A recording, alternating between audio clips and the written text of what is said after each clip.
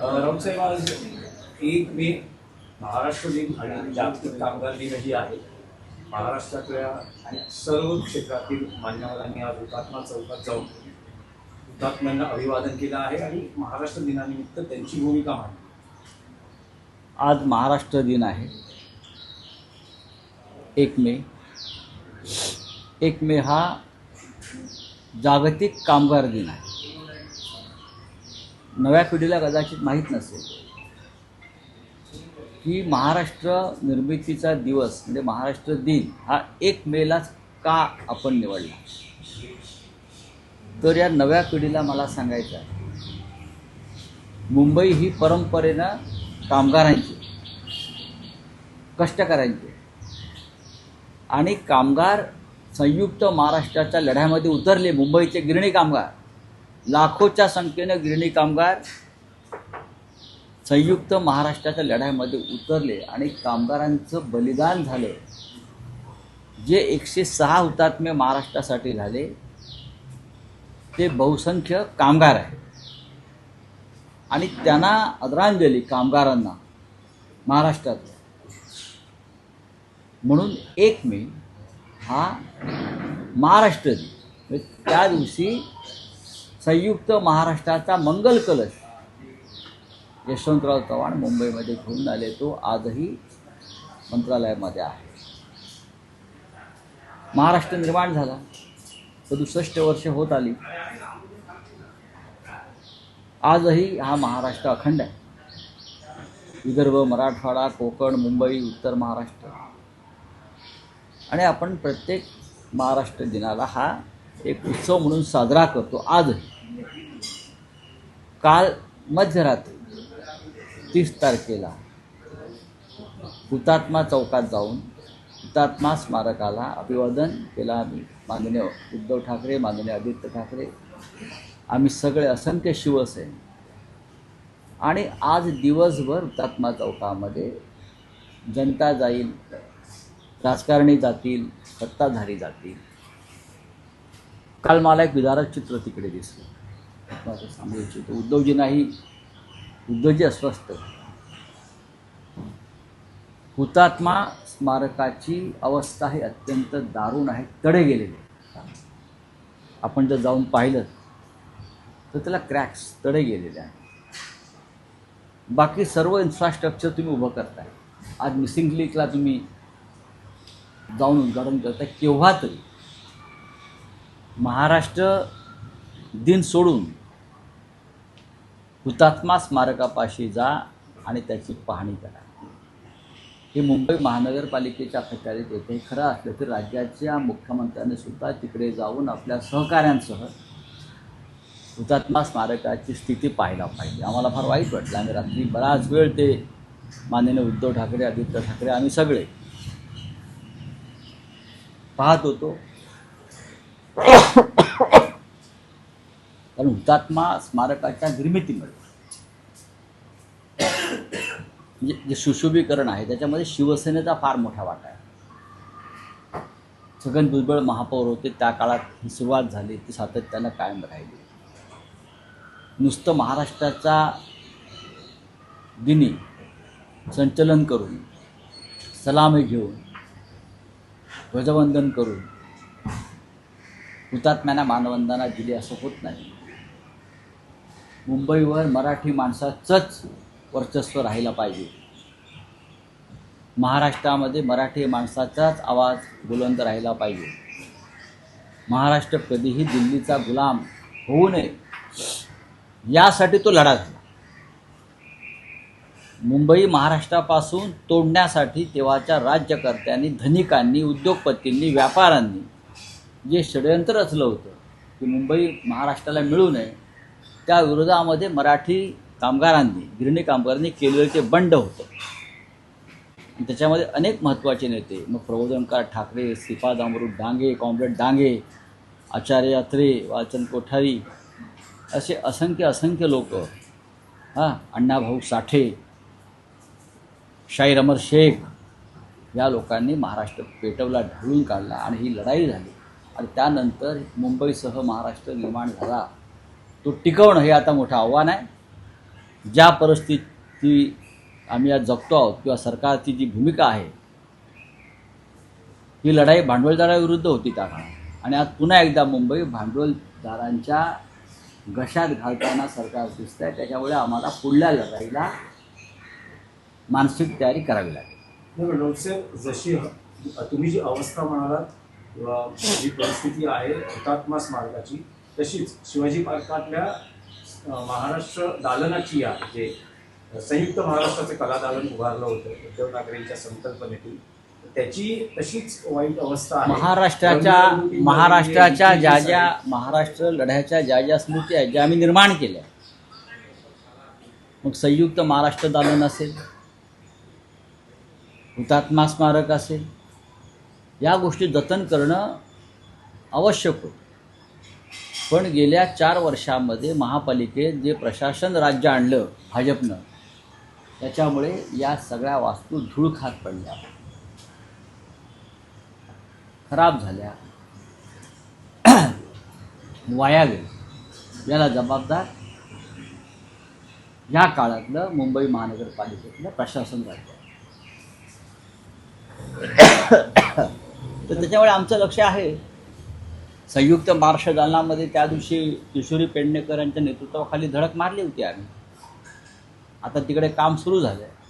आता काल महानगरपालिकेला आमचे जे प्रमुख लोक आहेत, सुनील प्रभूंनी काल सांगितलं की मी जाऊन आयुक्तांना भेटेन आणि हुतात्मा स्मारक तरी या राज्यात चांगल्या पद्धतीनं राहू द्या अशी मागणी करेन. महाराष्ट्र राज्याच्या निर्मितीनंतर आजही महाराष्ट्रातील लोकांना मराठी भाषा अस्मितेसाठी लढावं लागतं आहे. प्रांतीय परप्रांतीय वाद सुरू आहे. काल राज ठाकरेंनी एक विधान केलं, त्यात ते असं म्हणतात की रिक्षावाल्यांमध्ये इतकी हिंमत येते कुठून की मराठी बोलणार नाही, अशी विधानं ते करतात. आणि मुख्यमंत्री म्हणतात की मराठी भाषा अस्मिता ही जोपासली पाहिजे, पण कोणाला मारहाण करणं भाषेच्या नावाखाली हेही आम्हाला मान्य नाही. मग सक्तीचा अर्थ काय? तुम्ही इथे जर पाहुणे म्हणून येत असाल, तसं आम्ही अनेक देशामध्ये जातो, फिरतो आणि येतो, तिकडे ती भाषा शिकण्याचा काही प्रश्न येत नाही. आता आम्ही काश्मीरला जातो म्हणून काय डोगरी भाषा शिकत नाही. आम्ही फिरायला सिमल्याला जातो किंवा अन्य राज्यात जातो, 4 दिवस जातो आणि येतो. असे कोणी येत असतील, जात असतील, त्यांच्यावरती कुठे आग्रह आहे भाषा शिकण्याचा? जे इथे येऊन वर्षानुवर्ष राहू इच्छितात, कामधंदा करू इच्छितात, त्यांनी मराठी शिकावं ही आमची भूमिका आहे. मुख्यमंत्र्याला इतक्या मिरच्या का जमतात मराठीचं नाव काढल्यावर? तुम्ही मधल्या काळामध्ये या महाराष्ट्रामध्ये फक्त मराठी सक्तीची राहील ही आपली गर्जना होती. काय झालं त्या गर्जनेचं? राज ठाकरे यांचं बरोबर आहे, उद्धव ठाकरेंचीही तीच भूमिका आहे आणि बाळासाहेब ठाकरेंची पण तीच भूमिका होती की इथे राहणाऱ्या माणसाला मराठी येणं गरजेचं आहे. हे फक्त महाराष्ट्रापुरतं नाही, त्या राज्यामध्ये जे नोकरीसाठी जातात, रोजगारासाठी जातात, त्यांना त्या राज्यातली भाषा आली पाहिजे. मुख्यमंत्र्यांनी भाषावर प्रांतरचना म्हणजे काय, भाषावर प्रांतरचना का झाली, याचा अभ्यास राज्याच्या आमच्या मुख्यमंत्र्यांनी करणं फार गरजेचं आहे. आज महाराष्ट्र दिन साजरा होतो, मात्र सीमावासी भागातली जी 865 गावे आहेत ती आजही महाराष्ट्रात येण्यासाठी धडपड करत आहेत. ह्या सीमावासी गावामधली जी नागरिक आहेत त्यांना महाराष्ट्रात येण्यासाठी वाली होणार की नाही? महाराष्ट्र राज्याच्या सध्याच्या मुख्यमंत्र्यांनी त्यांच्या आतापर्यंतच्या कारकिर्दीमध्ये मुख्यमंत्री पदाच्या एकदा तरी सीमा बांधवांचा कधी साधा उल्लेख तरी केला आहे का?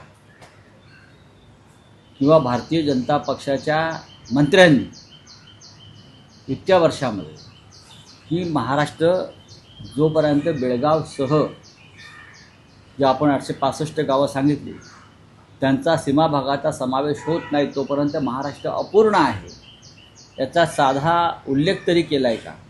हे एकदा त्यांनी आत्मचिंतन करावं. बेळगावमध्ये मराठी माणसावरती होणारे अत्याचार आणि मराठी दडपण्याचे जे प्रयत्न होत आहेत त्या संदर्भात त्यांनी साधा सुस्कारा तरी सोडला का? कधी तिकडल्या मुख्यमंत्र्यांना साधा फोन करून की आमच्या लोकांवरती, भाषिकांवरती अन्याय करू नका, प्रकरण न्यायप्रविष्ट आहे, हे त्यांनी कधी सांगितलं आहे का? आतापर्यंत हा खटला गेले 17 वर्षापेक्षा जास्त काळ न्यायप्रविष्ट आहे, त्यापेक्षा जास्त काळ झाला.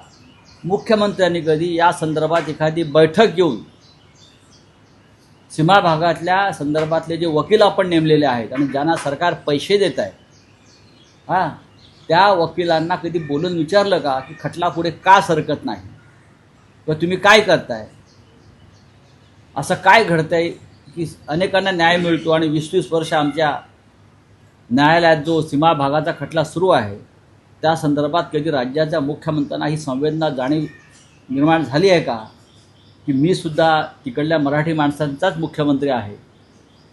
ते दुर्दैव आहे महाराष्ट्रात, ज्यांचा संयुक्त महाराष्ट्राच्या लढ्याशी काळी मात्र संबंध नव्हता, असे लोक आज राज्यात बसले आहेत. मुख्यमंत्री सोडून द्या, जे शिवसेना म्हणून बसलेले आहेत ते उपमुख्यमंत्री आणि त्यांचे लोक, ते त्यांचं कर्तव्य नाही का? सीमा भागातल्या जनतेसाठी स्वतंत्र मंत्रालय आणि मंत्र्यांची घोषणा केली. आपल्याला माहिती असेल 2 मंत्री त्यासाठी आहेत, एक शंभूराज देसाई, चंद्रकांत पाटील. हे 2 मंत्री कधीतरी बेळगावात जाऊन तिकडल्या मराठी बांधवांचे काय समस्या आहे, काय प्रश्न आहेत, काय अडचणी आहेत, त्यांना आम्ही काय मदत करू शकतो, या संदर्भात त्यांनी तिथे पाऊल तरी ठेवलं आहे का? एकनाथ शिंदेंनी कधी बेळगावात पाऊल ठेवलं आहे का? हे सांगावं ना. यांना काय चिंता आहे महाराष्ट्राची आणि तिकडल्या मराठी बांधवांची? शिवसेना भाजपच्या याच्यावर काल सीएम म्हणाले की शिवसेना उद्धव बाळासाहेब ठाकरे पक्षाच्या संदर्भात त्यांना काल विचारलं सांगितलं त्यांनी की स्कोप नाही आहे म्हणाले, पुढे आमचंच आम्हाला होऊ आता जास्त झालंय. तर शिवसेनेचा कुठला स्कोप नाही? शिवसेना उद्धव बाळासाहेब ठाकरे पक्ष देखील भाजपबरोबर येण्याचा असं कोणीच त्यांच्याकडे सांगितलं की आम्हाला तुमच्याबरोबर यायचं आहे. माझ्या शो मध्ये म्हणाले होते. हो, पण त्यांना प्रश्न कोणी विचारला? आम्ही सांगितलं आहे का आम्हाला स्कोप द्या म्हणून? तुम्हाला स्कोप महाराष्ट्रामध्ये आम्ही दिला आहे. देवेंद्र फडणवीस आणि त्यांचा जो पक्ष आहे त्याला महाराष्ट्रामध्ये कोणी स्कोप दिला? आम्ही दिला. तुम्ही काय स्कोपच्या गोष्टी करताय? आणि आम्हाला स्कोप द्यायचं का नाही जनता ठरवेल. महाराष्ट्राची EVM नाही ठरवणार, तुमचे पैसे नाही ठरवणार, तुमचे पोलीस नाही ठरवणार. आता उद्याचा जे निकाल आहे 4-5 राज्याचे, त्यात मोदींना किती स्कोप आहे तो कळेल. विधान परिषदेच्या मराठीतले काही 1-2 प्रश्न आहेत. विधान परिषदेच्या निवडणुका अखेर बिनविरोध होत आहेत, पण काल काँग्रेसने अखेरच्या क्षणी उमेदवार दिला नाही, पण त्यांनी आठवण करून दिलेली आहे की पुढची राज्यसभा, पुढची विधान परिषद ही आमचीच आहे. आणि त्यांनी नापसंती व्यक्त केली आहे की उद्धव ठाकरेंनी ज्या पद्धतीने उमेदवार जाहीर केला, आम्हाला विश्वासात घेतलं नाही, याबद्दलही त्यांची नाराजी आहे. ठीक आहे, चांगलं आहे. मनुष्य आहे, राजकीय पक्ष आहे, त्यांनाही मन असतं. नाराजी व्यक्त केली, आम्ही ती नाराजी पाहिली, आम्ही चर्चा केली सर्वत्र. महाराष्ट्रातल्या त्यांच्या नेत्यांना भेटण्यासाठी शिवसेनेचं शिष्टमंडळ गेलं, दिल्लीतल्या नेत्यांशी मी वारंवार चर्चा केली, उद्धवजींनी चर्चा केली खास करून. त्याच्यामुळे आता रिंगणामध्ये काँग्रेसचा उमेदवार नाही, महाविकास आघाडीचे उमेदवार फक्त अंबादास दानवे आहे आणि निवडणूक बिनविरोध होते. तर 2 वर्षांनी काय करायचं 2 वर्षांनी पाहू ना. 550 दिवस आहेत अजून. पण काही स्कोप आहे कोणाला? काँग्रेसला काय राज्यसभा आणि विधान परिषदेसाठी? बघा, राज्यसभेचा प्रश्नच निर्माण होत नाही, पण आमची जी काय चर्चा झालेली आहे त्याच्यामध्ये विधान परिषदेसंदर्भात त्यांना काँग्रेसला एक महाविकास आघाडी म्हणून, आता याच्यात राष्ट्रवादी काँग्रेसचा विषय संपलेला आहे, कारण त्यांना आम्ही एक महत्त्वाची राज्यसभा पवारसाहेबांना दिली. भविष्यातल्या ज्या 2 वर्षातल्या ज्या जागा आहेत विधानसभेत, विधान परिषदेच्या, त्या संदर्भात नक्कीच काँग्रेस पक्षाशी सकारात्मक चर्चा होईल आणि त्याचं सूत्रवाच काल दिल्लीशी आणि राज्यातल्या नेत्यांशी झालेलं. बस. एकनाथ शिंदे असं म्हणत आहे जेव्हा लढायची वेळ येते तेव्हा कोणाला तरी पुढे करता, तुम लढो हम कपडा सांभाळते, अशी उद्धव ठाकरेंची भूमिका. म्हणजे कसं काय? ते असं म्हणतात की जेव्हा लढायची वेळ येते तेव्हा कोणाला तरी पुढे केलं जातं. मग एकनाथ शिंदे कधी लढले? एकनाथ शिंदे तर लढाई टाकूनच पळून गेले ना, कपडे सोडूनच गेले सगळे हे लोक. ते आणि त्यांचे 40 लोक रणांगणात आम्ही लढत असताना आम्ही पाहिलं ते कपडे आणि सगळे चड्डा बन्यान कोणाच्या पडल्या आहेत. तर नंतर कळलं की 40 आमदार आणि त्यांच्या नेत्यांची ही चड्डी बनियान आहे आणि ते निर्वस्त्र होऊन तिथे गेले सगळे. आणि मग त्या लोकांनी त्यांना नवीन कपडे शिवले आणि शपथा घ्यायला लावल्या. सोडून द्या हो या गोष्टी, कोणी काय घडले नाहीत. आधी बेळगावात जा, आज महाराष्ट्र दिन आहे ना, जा बेळगावात, वाट बघतायत लोक, बेळगावची लोक वाट बघतायत. लढा तिकडे जाऊन, लढा गौतम अडाणी बरोबर. लढताय आहे हिम्मत. लढाई कोणाशी करायची आहे. योद्धा असेल तो पळत नाही कधी. हा पळपुटेपणा असेल तर तुम्ही युद्धाच्या गोष्टी करू नका. राजकारणामध्ये आमदारकी, खासदारकी, नगरसेवक हे युद्ध नाही आहे. हे लोकशाहीतले काही व्यवस्था आहे. सर, ममता बनर्जी रात में पहुंच गई ईवीएम जो जहाँ पे रखे थे और वहां पे ममता बनर्जी ने कुछ वीडियो दिखाया और कहा कि छेड़छाड़ हो रही है ईवीएम के साथ और कहा कि हम इसकी पूरी मतलब देखेंगे और पड़ताल करेंगे और ये भी कहा कि ऐसा होने नहीं देंगे. देखिए, कल रात से पूरे पश्चिम बंगाल में जब से चुनाव हो गया है तो जागते रहो का नारा दिया है ममता जी ने. यही नारा उस वक्त अखिलेश यादव जी ने भी दिया था. लोगों को डर लगता है. चुनाव होने के बाद, मतदान होने के बाद लोगों को डर लगता है कि ये कुछ ना कुछ करेंगे, ईवीएम में घोटाला करेंगे. ये जो अविश्वास है हमारे डेमोक्रेसी के ऊपर, ये बहुत ही डेंजर चीज़ है. पश्चिम बंगाल में जिस तरह से 2 लाख 3 लाख फौज लाकर खड़ी किया और चुनाव लिया, ये जो है इलेक्शन कमिश्नर तुम्हारे, क्या उनका नाम, ज्ञानेश कुमार का ज्ञानेश कुमार, वो तो बीजेपी में शामिल हो गए हैं. यहाँ कमल लगा के घूमते हैं लगता है मुझे. हाँ, अरे भाई आप हो गए कमल वाले, कमल के फूल हो गए आप, लेकिन ये मत भूलो ये देश की जनता भी बहुत जागरूक है. पश्चिम बंगाल में ममता दीदी कल रात से घूम रही है जहाँ जहाँ ईवीएम रखे हैं. क्यों उनको ज़रूरत पड़ी? पहले तो हम कभी जाते नहीं थे करने के लिए. जब से मोदी शाह, पहले वाले राजेश कुमार चुनाव आयोग क्या, और अब ज्ञानेश कुमार कोई है, जब से ये लोग आए हैं लोगों को डर लगता है. क्या हमारा वोट सुरक्षित है? क्या जिसको हमने वोट डाला है उसको ही गया है या और कोई जादू हो गई है? तो ये डर है और ये डर सच्ची. सर, बीजेपी ने मीटिंग बुलाई है, 2 तारीख को मीटिंग बुलाई है काउंटिंग को लेके 2 तारीख को मीटिंग बुलाई है बीजेपी ने हाई लेवल कोलकाता में. किस तरह से? हाँ, उनको लगता है कि वो जीतने वाले हैं. आइए मीटिंग बुलाइए, चाय समोसे खाइए, फिर ममता दीदी की जो जीत होगी उसके बाद हम लोग उनको पेड़ा खिलाएंगे. सर, इलेक्शन कमीशन कह रहा है कि मशीन सुरक्षित है, वही बीजेपी के लिए कि ममता दी हार रही है. ऐसे इलेक्शन कमीशन बोल रही है. इलेक्शन कमीशन बोल रहे हैं कि मशीन सुरक्षित है. मशीन सुरक्षित नहीं है. ममता दीदी ने जो कल कोई वीडियो वायरल किया है, आपने देखा होगा, पूरे सिर टूटे हैं मशीन के. मशीन यहाँ वहाँ वो गोडाउन में गिरे हैं, कोई सुरक्षा नहीं है. इलेक्शन कमीशन अंधा हो गया.